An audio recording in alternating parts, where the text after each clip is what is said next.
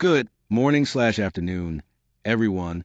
I'm excited to be here today to talk about an important and complex issue, understanding juvenile delinquency and the juvenile justice system. We'll explore the causes behind youth offending, the impact it has on individuals and society, and, importantly, look at various approaches to rehabilitation. This topic is crucial for anyone interested in youth development, law enforcement, or community support, and I look forward to sharing insights and discussing how we can make a positive difference. Juvenile delinquency refers to illegal or antisocial behaviors committed by individuals under the age of 18. These actions can vary widely but are significant because they involve young people who are still developing both mentally and emotionally. To address these behaviors, we have the juvenile justice system, which is a specialized legal framework specifically designed for young offenders. Its main goal is to strike a balance between holding youths accountable for their actions and providing rehabilitation that meets their developmental needs. Understanding these concepts is crucial because it helps us see how society responds to youth offending, ensuring that the approach is both fair and effective in supporting positive growth and reducing recidivism. Juvenile delinquency refers to illegal and antisocial behaviors committed by minors. These can vary widely but often include acts such as theft, burglary, vandalism, property damage, and drug-related offenses like substance abuse. It's important to understand that these behaviors not only break legal rules, but also go against social norms. Early intervention is crucial because it helps prevent these actions from escalating into more serious problems later on. Addressing these issues promptly supports better outcomes for the youth involved and for the community as a whole. When we look at the causes of juvenile delinquency, several key factors come into play. First, family problems are a major influence. This can include neglect or abuse at home, which can deeply affect a young person's development and behavior. Next, peer pressure is crucial. Teenagers can be pushed by their friends to take part in risky or illegal activities, sometimes just to fit in. Poverty also plays a significant role, as it limits access to essential resources and opportunities like quality education and extracurricular activities. Speaking of education, a lack of engagement and poor educational experiences can leave youths without the structure or motivation they need, increasing the likelihood of delinquent behavior.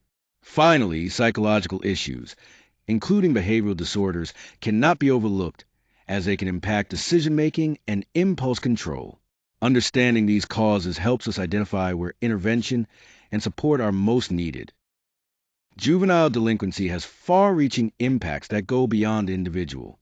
First, it significantly hinders emotional and social development of young offenders, affecting their ability to build healthy relationships and cope with challenges. This behavior also places a lot of strain on families, disrupting the family dynamic and causing stress among members. On a broader scale, communities experience increased safety concerns, which can lead to a heightened sense of fear and instability for everyone living there. That's why early intervention is so crucial. By addressing delinquent behavior early, we can reduce these negative effects and improve outcomes not only for the young people involved, but for society as a whole. When we look at juvenile delinquency statistics, the age group with the highest incidence is typically between 15 and 17 years old. This is a critical period where many youths are more vulnerable to engaging in risky behaviors. Among the offenses committed by juveniles, property crimes like theft and vandalism, as well as drug-related offenses, are the most common. It's important to note that juvenile crime rates have fluctuated in recent years, often influenced by various social and economic factors. Understanding and tracking these patterns is essential because it helps policymakers and practitioners design better intervention strategies that address the root causes and reduce future delinquency. In the juvenile justice system, the main focus is on rehabilitation and reintegration rather than simply punishing young offenders under 18. This approach recognizes that young people have different needs and potential for change compared to adults. To support this, there are specialized courts specifically designed to interpret laws that apply to youth, ensuring their cases are handled appropriately. The procedures used in these courts are tailored to take into account the developmental differences of young individuals, which helps create more effective and fair outcomes. Overall, the system strives to balance justice with care, aiming not only to hold young people accountable, but also to support their growth and successful reentry into society. When we look at the purpose and principles of juvenile justice, the focus is really on rehabilitation. The system is designed primarily to support positive development in young people, helping them grow into responsible adults rather than just punishing them. An equally important principle is the protection of minors' rights and dignity throughout the entire legal process, ensuring they are treated with respect. Everything done in juvenile justice aims to act in the best interest of the child, promoting their overall welfare and future well-being. Finally, confidentiality is crucial. It protects young people from stigmatization, allowing them a better chance at successful rehabilitation without the burden of public judgment. These principles work together to create a system that supports youth rather than simply penalizing them. When we talk about the juvenile justice system, there are four main components to keep in mind. First, we have juvenile courts, which specifically handle cases involving youth offenders. These courts are tailored to address the unique needs and circumstances of young people. Next, detention centers come into play, providing secure custody that's still appropriate for the age of the offenders, balancing safety and care.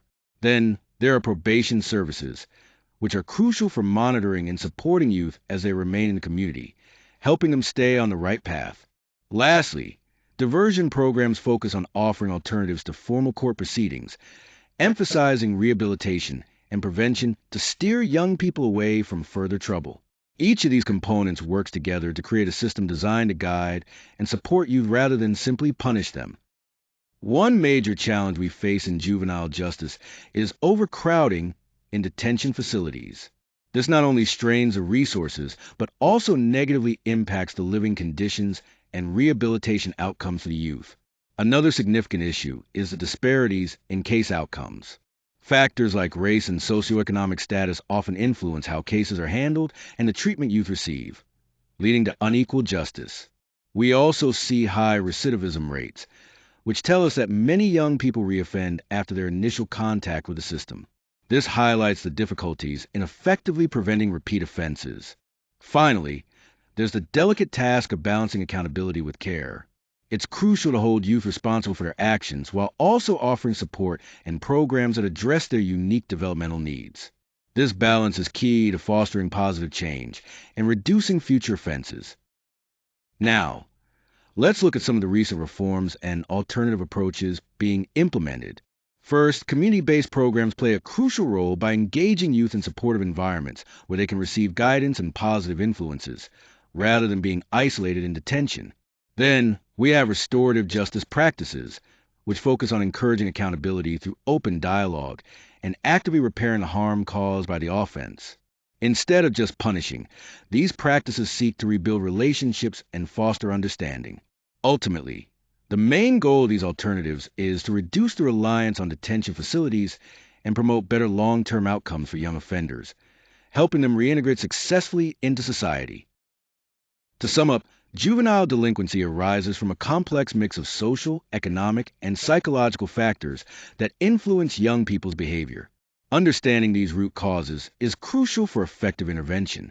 The juvenile justice system is designed to address these issues with an emphasis on rehabilitation rather than punishment, employing specialized procedures and services tailored to youth.